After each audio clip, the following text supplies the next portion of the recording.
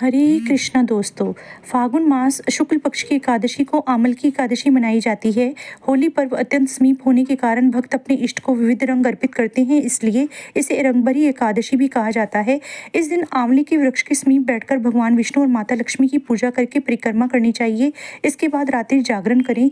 सूर्योदय के बाद कथा सुनकर आचार्यों को दक्षिणा देकर व्रत को विधि विधान पूर्वक संपन्न करने से भक्त को बैकुंठ लोक की प्राप्ति होती है। पुराणों के अनुसार आमल की व्रत का निष्ठापूर्वक पालन करने से सभी तीर्थ यात्राओं का और अश्वमेधादि यज्ञों के समान फल प्राप्त होता है। जो भक्त नियम पूर्वक रात्रि जागरण करते हुए आमल की एकादशी व्रत का पालन करते हैं, वे मोक्ष रूपी परम पुरुषार्थ को प्राप्त कर लेते हैं। उनका यह जीवन सुख समृद्धि पुत्र पौत्रादि से संपन्न हो जाता है और जीवन समाप्ति पर उत्तम लोक और चारों मुक्तियों में कोई एक मुक्ति पर अधिकार भी हो जाता है।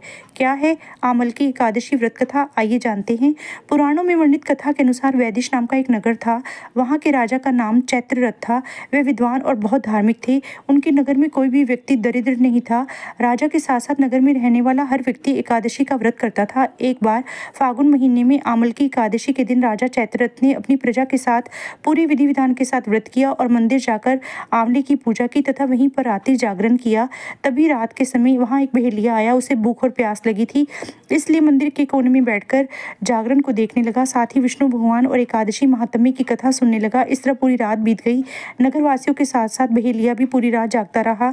इस तरह अनजाने में ही उससे भी रात्रि जागरण और एकादशी व्रत संपन्न हो गया, जिसके परिणाम स्वरूप वह स्वर्ग लोक गया और पुनः पृथ्वी लोक में जन्म लेकर जयंतिका देश का राजा बन गया। आप सभी प्यारे भक्तों को मेरी ओर से आमल की एकादशी व्रत की ढेरों शुभकामनाएं।